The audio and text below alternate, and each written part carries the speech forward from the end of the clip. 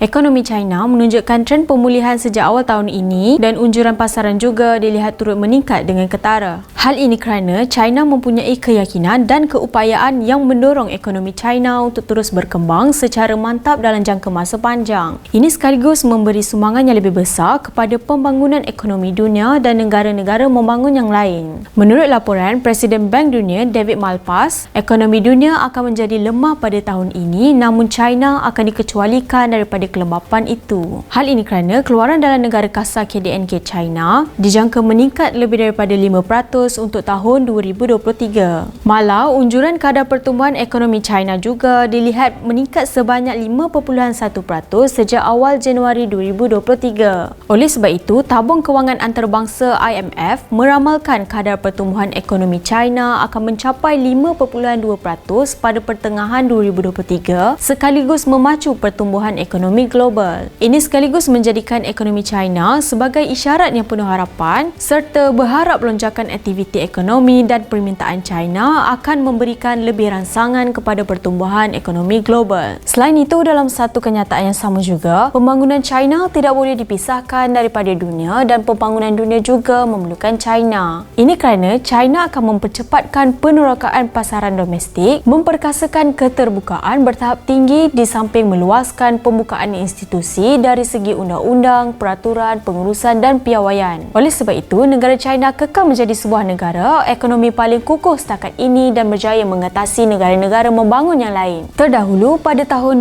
2020, negara China telah mengatasi Amerika Syarikat untuk menjadi negara perdagangan terbesar dunia buat kali pertama. Hal ini dapat dilihat apabila jumlah dagangan asing sebanyak 5.3 trilion meningkat daripada 4.4 trilion pada 2012.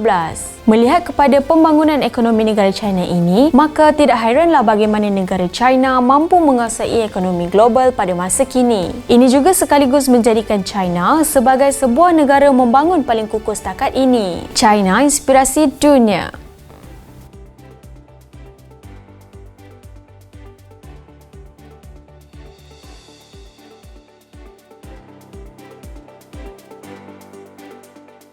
Channel China Kini ini akan memaparkan info-info berkaitan pembangunan, ekonomi, sukan, pelancongan, kecanggihan sains dan teknologi yang terdapat di negara China. Untuk perkongsian lebih banyak info menarik, jom subscribe channel China Kini ini. China, inspirasi dunia.